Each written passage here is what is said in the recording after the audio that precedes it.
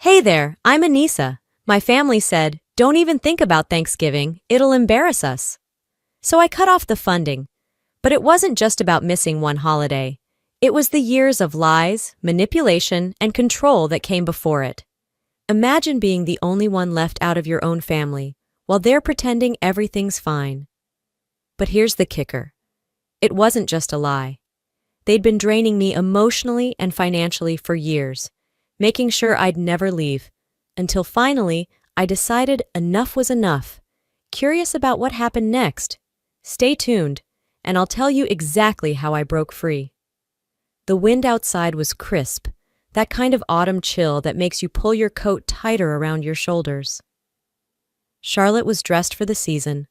Red and yellow leaves swirled around the streets, an early hint of Thanksgiving decorating every corner.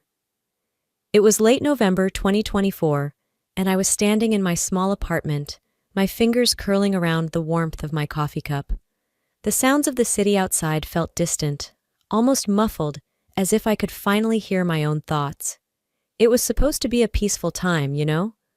Thanksgiving had always been a time for family, even if I had started dreading the annual gathering years ago. But something about today felt different. Maybe it was the call I received earlier from my mother. "Don't even think about Thanksgiving," her voice crackled through the phone. "You'll embarrass us." I didn't even have to ask what she meant. The words landed on me with the same numbness they always did, and yet this time there was something more biting about them. I had been expecting it for years, but there's something about hearing it out loud, spoken so casually, so devoid of any hint of love or warmth. The conversation quickly escalated into something far colder than usual. She continued, her words wrapped in politeness, but it was all too obvious. "We're just trying to keep the atmosphere peaceful. It's best you don't show up." No apology, no, "we miss you." No sentiment of anything that could resemble a connection. Just a stark, impersonal rejection. I felt a sudden rush of heat, my body tensing up. How many years had I spent trying to please them? The endless hours spent covering their mistakes, picking up the pieces, pretending that I could make them proud? In that moment, I realized none of it mattered. I wasn't even worth the effort. I didn't reply right away. I simply hung up. I didn't even feel like screaming. What was the point? Instead, I quietly placed the phone down and stared at the coffee in my hands, wondering how much longer I would let them treat me like this. A few hours later, the notification popped up on my phone. The family group chat. I hesitated, then opened it. Lorena, as always, had something to say. Her message was subtle but cutting. "We're so grateful this year to have a perfect gathering without negativity.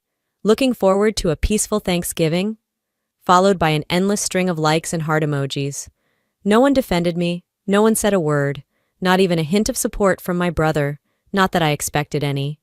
I stared at the screen for a long time, my heart sinking deeper. I wasn't surprised by the message itself. No, this had been coming for years.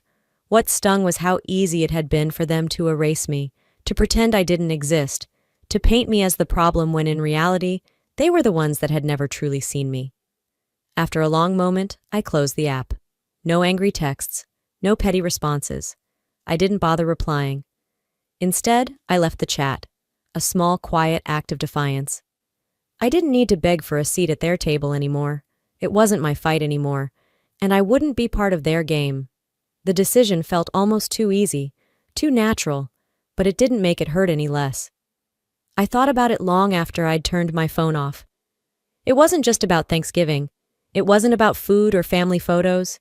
It was about the years I'd spent pretending that this family actually wanted me. It was about how many times I'd tried to be the person they needed, the person they could point to and say, "She's doing fine," while I silently picked up their messes, just to get the slightest bit of acknowledgement. I didn't want to be that person anymore. I got up from my chair and walked over to the window. The lights from the street below flickered, casting shadows across the walls. The world was still moving, as if nothing had changed. But I had changed. When I left the group chat, I didn't expect anything to shift immediately. But the truth was, this small click of a button, removing myself, was going to have a ripple effect. They didn't know it yet, but their perfect family image was about to collapse under its own weight. I didn't argue, I thought quietly to myself. I didn't plead. I simply exited, and they had no idea what that small click would cost them soon. 2 days passed since I left the family chat. Thanksgiving was just around the corner, but for me, it already felt like a lifetime ago. I sat on my couch, my legs curled beneath me, the soft hum of the city outside filtering through the window. Charlotte had that quiet hum tonight. No rush, just the steady rhythm of life carrying on. The apartment was small but warm. The light from the street lamps painted long shadows on the walls, filling the space with an odd sense of stillness. I was so used to the chaos my family brought, the expectation that I'd just show up to fix things when they fell apart. But not this year. This year, I had made a different decision. The decision felt almost too simple, too easy, but it didn't make it hurt any less. I had spent years trying to make myself smaller, trying to fit into their world, trying to prove I was worthy of being seen as something other than a second-rate accessory to their perfect family. The holidays, especially Thanksgiving, had always been a reminder of how invisible I truly was. But not this year. I wasn't going to beg for a place at their table. If they didn't want me there, then I would let them live with the consequences of their decision. The phone buzzed again, another message from the family group chat. This time, I didn't even bother to look. Instead, I reached for my phone and opened my banking app. I knew what I had to do. My fingers hovered over the screen, my mind clear for the first time in a long while. I clicked on the transfer history and found the $4,500 I had sent a few months ago to secure the Thanksgiving venue for them. It was their tradition, their perfect gathering. I had agreed to help out because, at the time, it felt like the right thing to do, a daughter doing her part. But now I reversed the transfer. Just like that. No announcement, no drama, no confrontation. I didn't need to say a word. This was my quiet rebellion. The consequence of their cruelty would unfold on its own, and there was nothing they could do to stop it. I closed the app and set my phone down, leaning back into the couch. The tightness in my chest had eased, but the anger remained. The family that I had spent so many years trying to please, trying to win their love and respect, was now out of reach. They would never see me for who I truly was, and that was fine. I was done trying to be something I wasn't. The phone buzzed again, this time a private message from Ronald, my father. I hesitated before opening it, already knowing the tone of the message. Ronald's words were always coated in a veneer of politeness, but they reeked of condescension. I read the message slowly. Anissa, I'm just asking that you understand your mother's intentions here. Please don't cause any scenes. This is important to your mother. I let out a small, bitter laugh. There it was. No apology, no defense, just a weak attempt at shifting the blame to my mother. The message was nothing more than a coward's way of trying to keep the peace without actually addressing what had happened. I let the phone slip from my hands and fell back against the cushions, my mind racing. How many times had I been in this position? How many times had they told me to understand them, to put my needs aside for their convenience? It was always about them, always about their image, their comfort. They never cared about how their words and actions affected me. No more. I had nothing left to give them. I let the silence fill the room as I thought back to everything that had led me here. To the phone call, to the message from Lorena in the group chat. The years of playing my part, quietly suffering through their subtle insults and glaring omissions. The truth hit me harder than anything. They didn't see me as family. They saw me as an accessory to their image, a part of the perfect picture they tried so hard to maintain. But this year, I wasn't going to fix their mess. I wasn't going to play the role they wanted me to. I was done.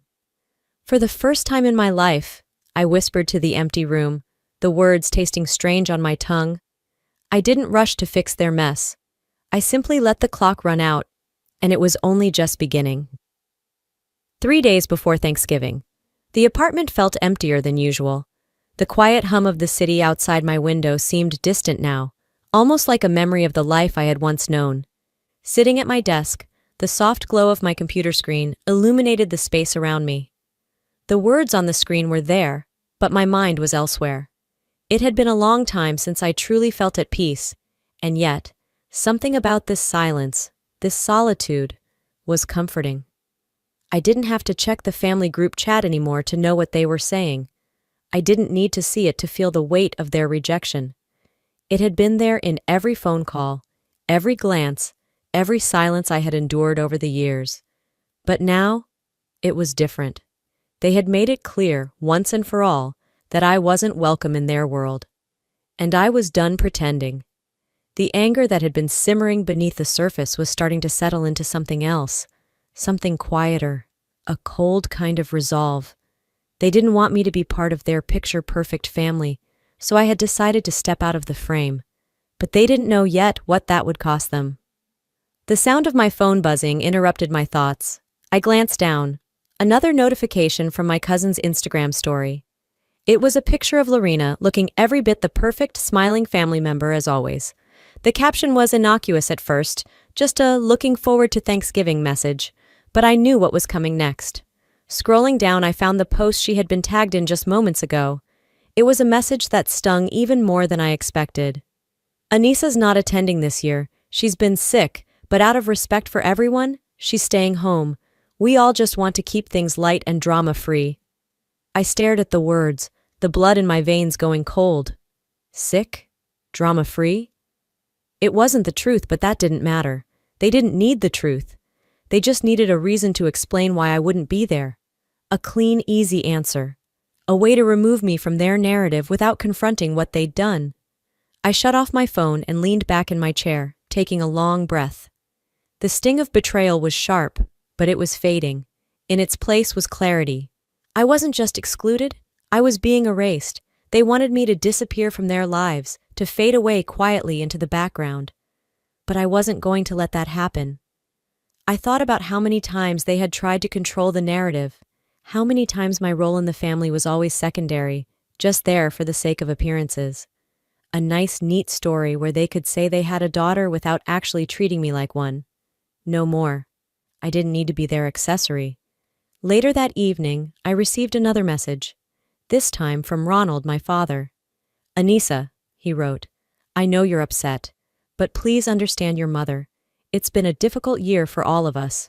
Don't make this worse, please. It wasn't an apology. It wasn't a request for reconciliation. It was a plea for me to just accept my place, to remain invisible, to keep quiet, to stay out of their way. I read his words slowly, each one like a needle pricking at a wound that had been festering for too long. It wasn't the first time Ronald had used guilt to manipulate me. He didn't care about my feelings. He cared about keeping up appearances. And now, he was trying to keep me in my place, out of the way because his perfect family was more important than my humanity. It was the final straw.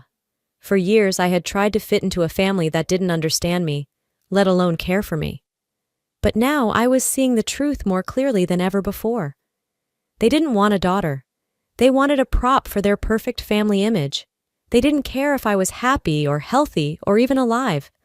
As long as I didn't disrupt their picture, I was a part of the show. That night, I sat quietly, staring out the window as the world moved on without me. I wasn't going to fix their mess anymore. It wasn't my responsibility to keep their illusions intact. If they wanted a family portrait without me, they'd get exactly what they asked for, just not in the way they expected. The next morning, I woke up with the same weight of realization, but a surprising sense of calm. I didn't have to fight for a place at their table anymore. I had my own table now, and I would build it with people who actually saw me.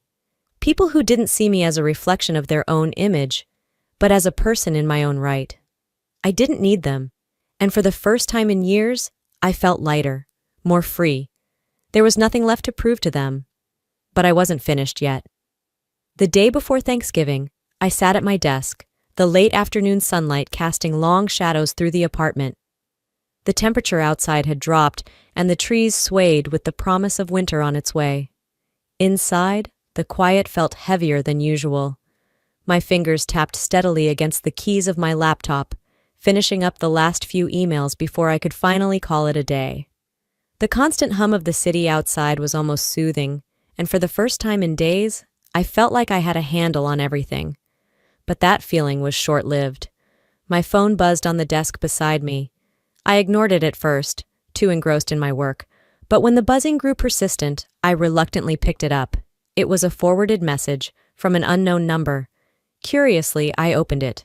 It was an email, a beautifully designed Thanksgiving invitation. The subject line simply read, "Thanksgiving Gathering, Invitation." I didn't need to open the full message to know what was inside. I clicked on the attached guest list, and my heart dropped as my name was nowhere to be found. I blinked at the screen, reading the name of everyone invited, everyone but me. The email was polite, of course, but it was clear what this was, a message that I wasn't wanted. The invitation was from Dorian, one of the few family members who still tried to pretend there was peace. But this wasn't peace. It was the final confirmation that I had been completely erased from their lives. I didn't need any more confirmation. The message was clear. You are not welcome. I wasn't surprised, but the feeling that washed over me was still hard to describe. A part of me wanted to shout, wanted to throw the phone across the room, but I didn't. I held the phone tighter and calmly read through the message once more. It was like they were rubbing it in my face, a form of passive-aggressive superiority. I closed my phone and sat back in my chair, my thoughts swirling. They didn't want me at Thanksgiving. Fine. I wasn't going to make any more effort to be a part of their perfect little world. They had pushed me out, and now they were going to deal with the consequences. As if on cue, my phone buzzed again, this time with a message from another family member, a post on Facebook. I opened it, and there it was, a passive-aggressive jab from another cousin, one of those who was always happy to stir the pot and then act like nothing had happened. Grateful for a drama-free Thanksgiving this year, with only positivity and love. So happy to be with family who make everything perfect. There it was, another slap in the face, another message meant to ensure I knew exactly where I stood. It didn't take a genius to see who they were referring to. I had been excluded from everything, and they had the audacity to act like it was all for the best, to pretend it was out of love and respect. I didn't post anything back. I didn't text back. Instead, I sat there, staring at the screen, the anger simmering inside of me. This wasn't about being upset anymore. This wasn't about defending myself or begging for their approval. I was beyond that now. This was about watching them, seeing how they thought they could erase me and not suffer for it. I wasn't going to fix their mess. They had created it, and now they would deal with the fallout. The storm inside me wasn't a tantrum. It was a controlled fury. They had thought they could take everything from me, control my every move, use me for their own selfish purposes. But this time, they were wrong. I stood up from the desk, pacing slowly around the room. I could hear the muffled sounds of the city outside, a reminder of how little it mattered now. I wasn't going to fix anything for them anymore. I took a deep breath, feeling the weight of the decision I had made. Let them go on with their perfect Thanksgiving. Let them think that I would just quietly disappear into the background. By the time the first turkey was carved, their perfect Thanksgiving would already be falling apart, and they'd never even see it coming. The sharp, cold air hit me as soon as I stepped out of bed, pulling me from the warmth of the covers. It was Thanksgiving morning, but it didn't feel like Thanksgiving, not in any way I had ever known. The kind of Thanksgiving where everyone gathered around the table, laughed and pretended everything was fine. That wasn't going to happen this year. And for the first time in a long time, I didn't feel the weight of loss, just a cold clarity that wrapped around me like a shield.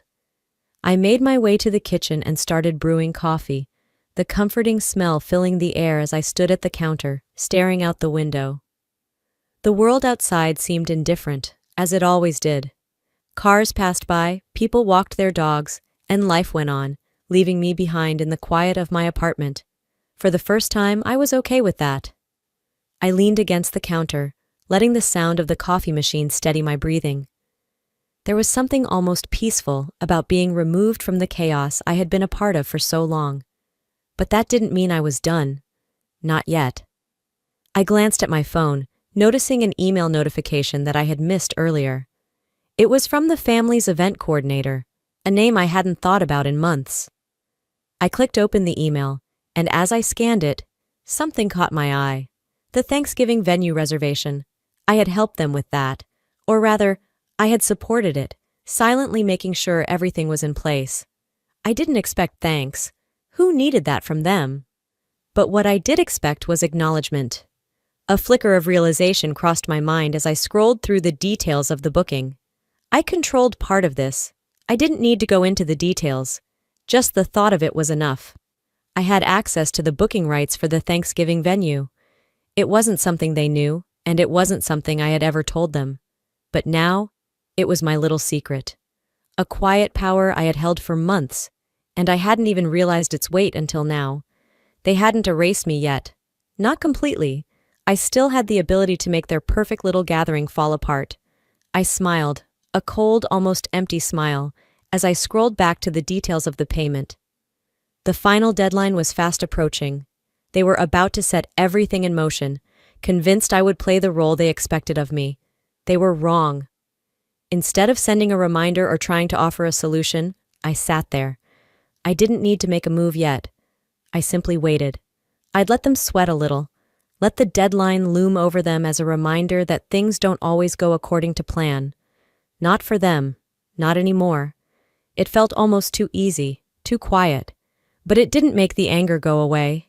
It was still there, simmering underneath. But now, it had a purpose. And it wasn't going to be a tantrum. It wasn't going to be some childish act of rebellion. No, this was calculated. This was about standing my ground. I sat at the small dining table by the window, my coffee in front of me, the dark liquid mirroring the storm inside. They thought they could erase me. But I wasn't done. Not by a long shot. I thought back to the family gathering they had planned. The perfect Thanksgiving without me. They hadn't seen the bigger picture. They were so focused on making me disappear that they forgot one simple fact. I was still here. And now I had the power to make them feel the consequences. A message flashed up on my phone, another post from one of my cousins. A photo with the same perfect smiles, the same smiling, happy faces, celebrating their ideal Thanksgiving. The caption said it all. Grateful for a drama-free Thanksgiving this year. So blessed to have a family that knows how to make everything right. I clicked off the screen, not bothering to respond. Not because I didn't have anything to say, but because I realized something crucial. They had no idea what was coming. I finished my coffee and stood up, my movements slow but purposeful. The clock was ticking. In exactly 48 hours, their perfect Thanksgiving would be falling apart, and they wouldn't even see it coming. This was only the beginning, and I couldn't wait for it to unfold. Thanksgiving morning was colder than I expected, the kind of crisp air that cuts through you as soon as you step outside. But inside, in the warmth of my apartment, I found an unexpected calm. It was the first time in a long time that I didn't feel the weight of the world pressing on my chest, demanding that I play my role in their perfect little family drama. I sat at the kitchen table, a hot mug of coffee in my hand, the steam rising and curling in the air like the tension that had been building inside of me. The silence felt different now. It wasn't heavy. It wasn't filled with dread. It was mine. I was finally alone in a way that mattered. I checked my phone as the caffeine began to settle in, grounding me. The notifications blinked back at me, mostly family-related. But one email stood out, something from the venue where the family Thanksgiving was supposed to take place. The subject line read, "Final payment reminder." It hit me like a wave crashing on the shore, and for a second, I didn't know whether to feel satisfaction or something darker. The payment was overdue. This was it, the first crack in their perfect image, the perfect Thanksgiving they thought they were about to have. I took a slow sip of my coffee and opened the email. The final payment deadline had passed. The reservation had been canceled. I wasn't going to gloat, though. Not yet. They had no idea what was coming. The moment I realized it, I felt the weight of control shift. This wasn't some small act of petty revenge. It was bigger than that. It was about the power I had, the power I'd quietly held for months, and how they had underestimated me. They thought they could erase me, but they hadn't. Not completely. Now, they were the ones about to face the consequences of their actions, and they didn't even know it yet. I set the phone down, a quiet satisfaction spreading through me. But I didn't let myself smile. Not yet. There was still so much more to unfold. The phone buzzed again, a message from Dorian, sent in a panic, asking me for some help with the situation. It was too late for that. It had always been too late. He had erased me from the family narrative, but now I would return the favor in a way that hurt them most, by making sure their perfect Thanksgiving would fall apart without lifting a finger. Minutes passed, then an hour. I sat there waiting, watching the time slip away. I didn't need to make a move just yet. The clock was ticking for them, and I had no intention of doing anything to speed it up. They had set this all in motion themselves. Soon I saw another notification, a frantic text from Dorian. "We need to act fast. Can you help with some arrangements?" The words were a mess, as if he hadn't quite figured out what was happening yet. I could almost hear his panic over the message, feel the unease seeping through his words. But there was no helping them now. I took a deep breath, sipping my coffee again, but this time, the taste didn't soothe me. It steeled me. I was ready for this. They wanted to paint a picture of a perfect family? Fine. I wasn't going to be part of it. Not anymore.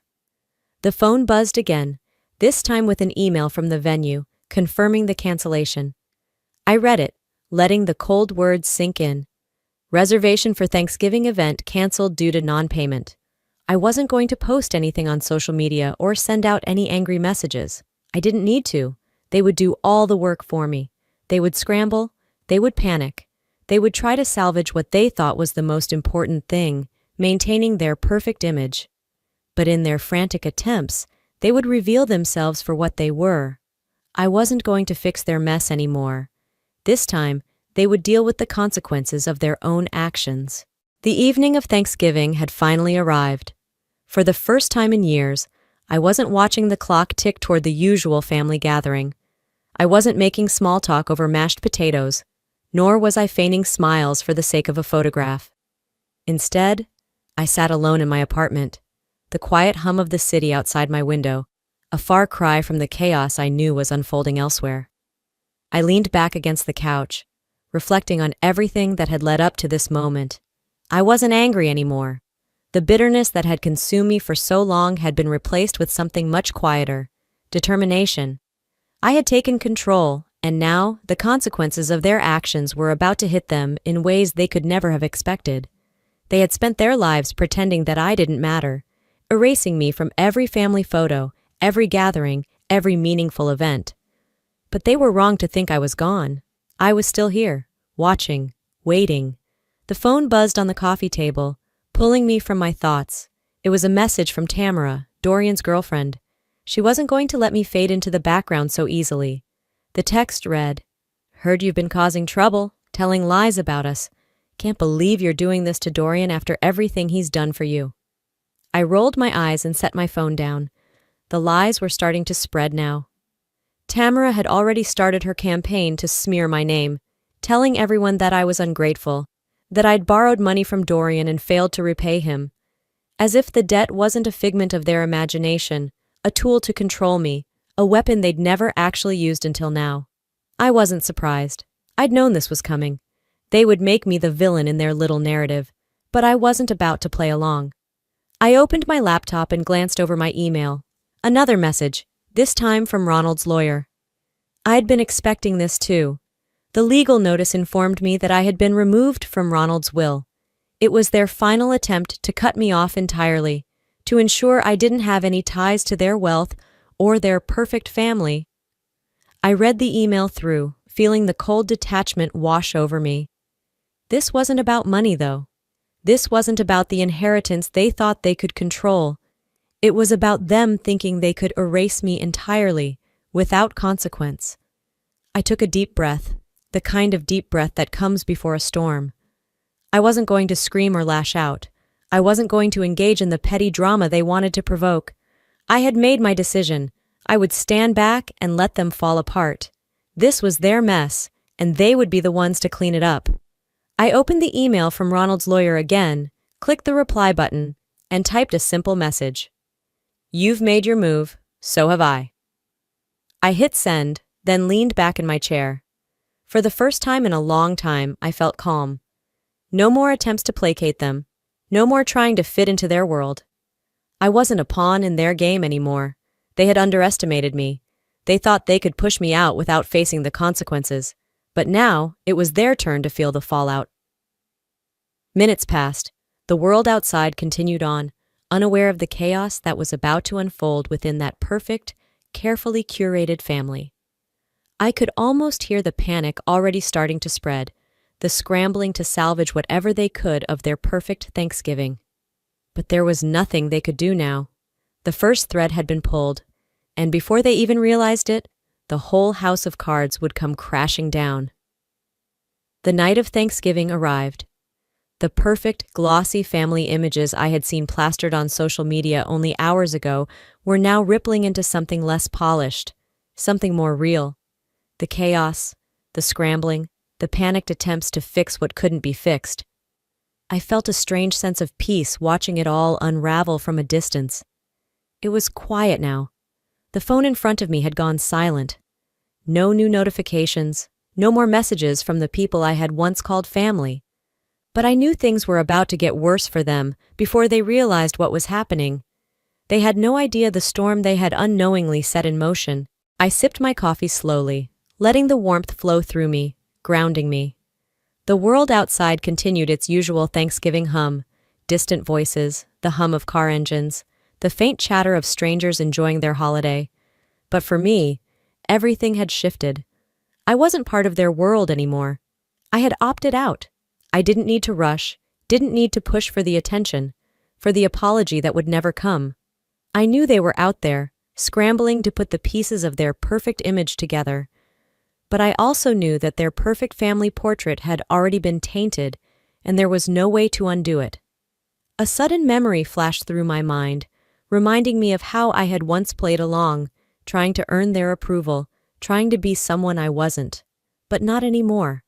I wasn't going to fix their mess, and that realization was more freeing than anything I had felt in years. The phone buzzed again, breaking my thoughts. I glanced down at the message that had just popped up on my screen. Dorian's speech had started, and it was everything I had imagined it would be. A pathetic attempt at salvaging his dignity in front of the people he had invited to this half-hearted Thanksgiving event. I could almost hear the nervous tremor in his voice through the text, his desperate need for validation. He was thanking everyone for attending, speaking about family unity, and of course maintaining peace. But the words fell flat. There were no genuine smiles in the photos, no real warmth in the air. The guests weren't buying it. Some had already left, uncomfortable with the hollow spectacle. I didn't need to say anything. I could already feel the shift. The more Dorian tried to patch things up, the clearer it became that I was the one in control now. Not by action or retaliation, but by stepping back, by staying silent. Let them make their moves. Let them think they had everything under control. But deep down, they knew this Thanksgiving was far from the flawless one they had envisioned. Then came the call. The name on the screen read, Ronald. I wasn't sure what I expected. Maybe a text, maybe an email. But this was different. Ronald was desperate. The way he fumbled through his words when I answered the phone confirmed it. He was trying to make me feel guilty, trying to lure me back in with promises of reconciliation. I know things have gone too far, Anissa, he started, his voice trembling just enough to betray his usual control. I never wanted it to get this far. We're family. I just want you back. I'm sorry for everything. I didn't interrupt him. I let him speak, waiting for him to finish. When he finally stopped, I took a breath, letting the silence settle between us. Then I responded, my voice calm, collected. It's too late to fix what you broke. There was a pause on the other end of the line, and for a split second, I could almost hear the silence in his head, the realization of finality setting in. I've made my decisions, Ronald. You made yours. I hung up the phone, not out of anger, but out of a sense of peace. I wasn't going back. I wasn't going to play the role they had carved for me anymore. Sitting back in my chair, I let the weight of it all settle over me. I wasn't their daughter to fix their problems or to stand in for their broken family. I had let them drag me down for too long, trying to make me fit their mold. But now, I had the power to choose, and choosing to walk away was the most empowering decision I'd ever made. I looked out the window, the city lights twinkling below. Thanksgiving was almost over. But it didn't matter. I had already won. They had tried to take everything from me, to erase me, to push me out of their perfect world. But it was their turn to lose. The week following Thanksgiving was quiet. The crisp air and soft morning light greeted me as I woke up in my small apartment, the one I had chosen for myself. For the first time in years, the silence felt soothing, not empty. The weight of the past week, the chaos, the struggles, the final act of cutting ties, had lifted. I felt like I had finally exhaled after holding my breath for far too long. I stretched in the warmth of my blanket, taking in the stillness around me. No arguments, no false smiles, no games to play. The only thing that mattered now was me. The family, the toxic patterns, the expectations, they were all behind me. I reached for my phone to check the news. In an instant, I was reminded of the events that had unraveled the week before. As I scrolled through my feed, I saw a post from Ronald. It was an apology. He and Dorian had publicly shared their remorse, but the words were empty. The public image they had so carefully crafted had already cracked beyond repair. Their apology didn't feel like an act of sincerity. It felt like a last-ditch effort to salvage their reputation, to repair the illusion of a perfect family. But it was too late for them. Too late to fix what had already been broken. As I continued to read, I couldn't help but feel a quiet sense of satisfaction. They had finally shown their true faces to the world, and it wasn't the image they had tried so hard to uphold. My absence was the crack in their facade, the thing they couldn't control or deny. The world could see what they had done to me. But the satisfaction didn't last long. A message popped up from Claire, my aunt, someone who had always been on the periphery of the family's toxic dynamic. She had never been the one to speak up, never the one to challenge the status quo. But this time, she reached out. "Anissa, I'm so sorry for everything," the message began. "I see now how much they've hurt you, how much they've manipulated you for years. You've always been so strong, and I've been blind to what they've done. I hope you find the peace you deserve. Maybe your absence was the wake-up call they needed, but I understand if it's too late for you to forgive us." I sat there, staring at the screen, letting her words sink in. She was the first person to admit what had been going on. For so long, I had felt invisible in that family, treated as nothing more than a tool for their image. But now, someone saw me. Claire wasn't just acknowledging my pain. She was acknowledging the toxicity that had ruled our family for years. "Thank you, Claire," I typed back, my fingers moving quickly as the emotions flooded in. "I'm doing better, and I'm finding my way. But thank you for seeing me." I closed the message and put my phone down, feeling a strange sense of closure. My aunt's apology didn't undo everything, but it was a step in the right direction. It was a recognition of my worth, something I had been starving for all my life. The next few days were spent quietly reflecting on what had happened. The fallout from the family's actions had left them scrambling, but they had no one to blame but themselves. I wasn't going to fix their mess anymore, and I wasn't going to be their scapegoat. I decided it was time to move forward. No more dwelling on the past, no more trying to repair something that was beyond saving. I began to set new goals for myself. I focused on my career, on the things that brought me joy, on my mental and emotional health. For the first time in years, I felt like I was in control of my life again. As the days passed, I realized just how much I had grown. I had spent so much time trying to prove my worth to a family that would never understand me. But now, I was free to be myself. I didn't have to hide who I was, or shrink myself to fit into their mold. I wasn't going back, and I was finally okay with that. As I reflect on everything that has happened, on the pain, the lessons, and the moments of clarity, I realize that sometimes the hardest part of growth is knowing when to walk away. It's not about abandoning your past, but about recognizing that your future is worth more than the weight of toxic relationships. We all have our breaking points, those moments when we realize we've been giving more than we ever received. And when that happens, It's okay to let go. In life, we often hold on because we're taught to cherish family above all else, even when they don't offer the same respect, love, or support in return. But I've learned that no one, no family, no friend, no person, should have the power to make you feel invisible or unworthy. You are your own person, deserving of peace and happiness, free from the constraints of people who only see you as a tool to maintain their image. So, if you're out there feeling stuck, feeling like you're constantly trying to fix the messes others have created, just know that it's okay to stop. It's okay to say enough. Take a step back, take a deep breath, and remember, you are allowed to prioritize yourself. You are allowed to let go and build a life that reflects who you truly are, not who others want you to be. I want to leave you with this question. Have you ever been in a situation where you had to choose between fixing someone else's mistakes and taking care of yourself? What did you do and how did it feel? Let's talk about it in the comments. I'd love to hear your thoughts and experiences. And before you go, if you enjoyed this video, if it resonated with you, don't forget to hit that subscribe button. Let me know in the comments if you found something meaningful here, or even if you didn't. Your feedback is important to me. Drop a 1 if you felt a connection with this story, or share where you're watching from. I love hearing from all of you. And if you're not a fan, that's okay too. Let me know why, and I'll work to make these stories even better for you. Thank you for watching, and I hope you'll join me for the next story. Take care of yourselves, and remember, your journey is yours to define. Until next time.